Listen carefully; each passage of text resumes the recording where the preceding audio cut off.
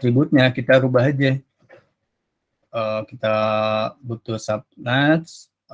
Untuk yang fontsnya, data orinya tadi kita ambil yang ke tenants, terus yang data kita ordernya berdasarkan di tenants. Lalu untuk yang ininya sendiri sebagai acuannya yaitu yang June. Jadi kita akan melakukan pendistribusian sebaran data untuk yang tenumnya sendiri ya. Kalau kita jalankan, nah di sini kelihatan sangat, karena kan di tenant tuh banyak ya. Untuk yang datanya sendiri di tenant tuh banyak banget. Yaitu kalau kita lihat data fisiknya aja, untuk tenant tuh ada yang 1 bulan, 34 bulan, 2 tahun, 2 bulan dan sebagainya. Jadi sangat-sangat banyak. Nah, kalau kita lihat yang lebih kecil lagi yang untuk yang partner ya. Partner ini kalau yang kita checking berdasarkan yang apa namanya tenants. Sebaran tenants. Kalau satu lagi nanti kalian bisa eksplorasi lebih jauh lagi ya untuk melakukan penyebaran datanya. Fungsinya buat apa sih? Supaya kita mau lihat nih data aslinya kayak apa sih sebaran datanya sendiri. Oke, kembalikan. Oke, nah ini sebaran data untuk yang partner. Setelah itu kita bisa menambahkannya di kolom codes. Nah, kita kopas saja dari scripting yang ada.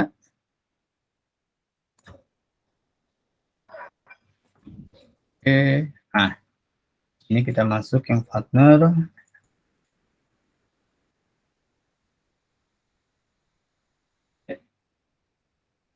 Nah, lihat. Oke, nah ini kelihatan untuk yang berpartner, yang bermitra ya. Ini untuk pelanggan yang June, untuk yang bermitra yang dia tidak masih setia lah ya. Dia masih setia, ini sebesar sekitar ini mungkin sekitar 2.400-an kali ya. Sekitar 2.400-an, begitupun yang tidak. Ini bagi yang no ya, yang tidak punya partner, ataupun yang kalau seandainya dia punya partner yang yes. Kita lihat dia yang masih setia di provider Telkom, ini sekitar 2.600-an. Sementara yang tidak setia, yang ngebelet lah kasarnya ya, ini sekitar 600-an pelanggan. Nah, ini kita lihat sebaran data berdasarkan dari data partner. Nah, nanti Bapak-Bapak Ibu sendiri bisa melakukan penambahan ya untuk ngecek sebaran-sebaran data yang lainnya. Karena tadi kan saya hanya ngambil sampling hanya yang general partner dengan yang channel. Masih banyak data yang lainnya, nanti bisa dianalisa data-data tersebut berdasarkan dari yang June-nya.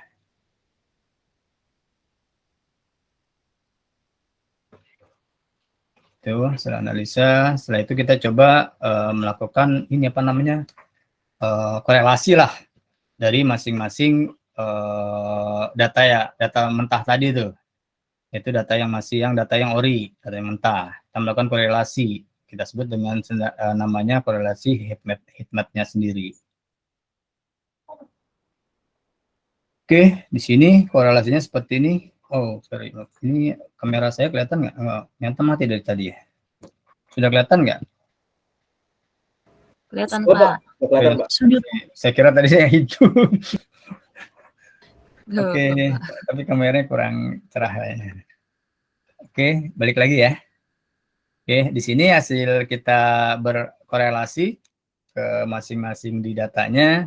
Ini kan untuk data yang numerical, untuk yang senior, ini korelasinya masih lemah ya, sekitar 0,2 antara senior dengan yang monthly charge-nya, pembayaran per bulannya. Antara yang lama berlangganan atau ada yang berlama berlangganan, korelasi dengan bayar per bulannya sekitar sebanyak 0,22%. Ini beliau masih ini ya. Ya kalau semakin tinggi mendekati angka 1 itu semakin bagus korelasinya, semakin kuat maksud saya korelasinya. Nah, itu semakin 1 dia tambah ke merah, otomatis dia akan semakin kuat. Kalau semakin 0,2 berarti 0,2 ada di kisaran bawah ini, di bawah. Ini masih lemah korelasinya. ibaratnya keterhubungan antara satu satu fitur, satu atribut dengan atribut yang lainnya. Misalkan di sini untuk yang tenor, untuk yang apa namanya lamanya berlangganan dengan yang dia bayarnya per bulanannya nih sekitar 0,26. Begitu analisa yang lainnya. Masih belum nyampe ke sana ya, ke sangat belum. Oke, di sini kita bisa analisa untuk temuannya ada beberapa fitur untuk bilangan. Oke, ada juga kita juga melakukan nanti bisa melakukan encode dengan decode-nya sendiri, encoding dengan melakukan encoding sendiri. Oke, sebentar ya.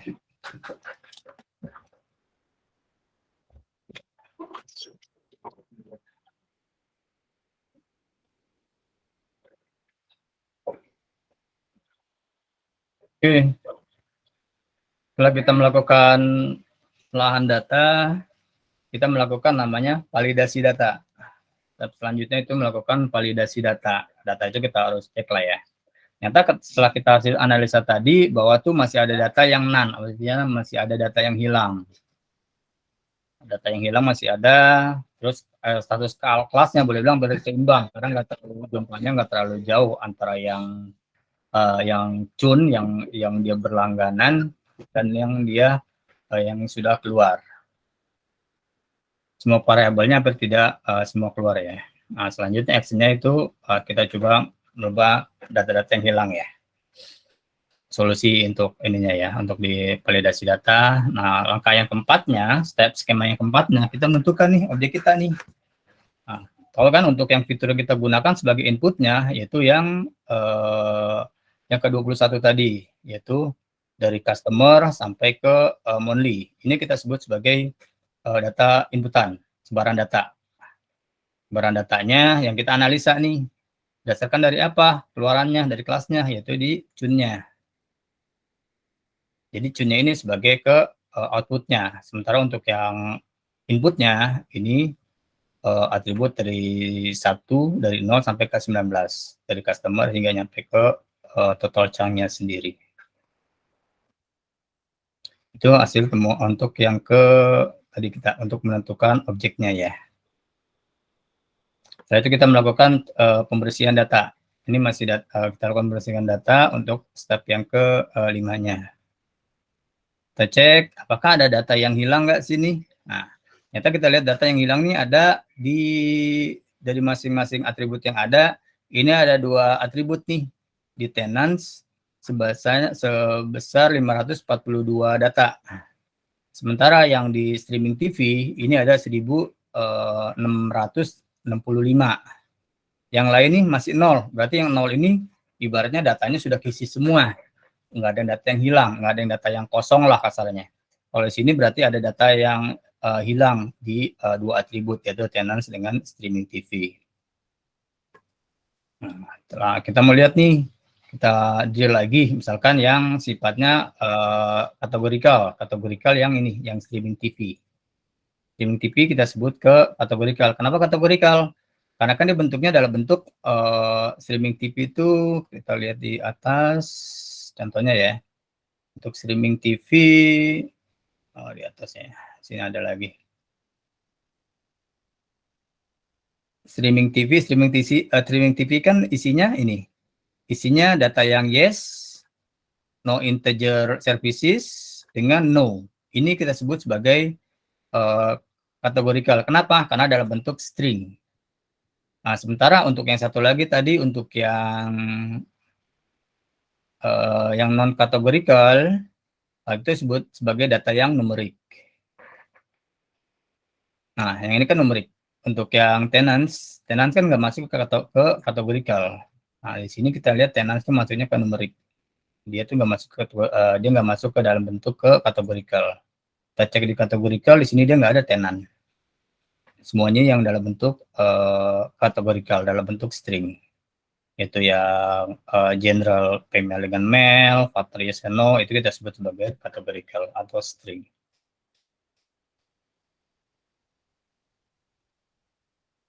Oke, di sini setelah kita cek, kita lihat berdasarkan data. Nah, kita lihat di sini presentasinya dulu dari data yang untuk yang data kategorikal. Kita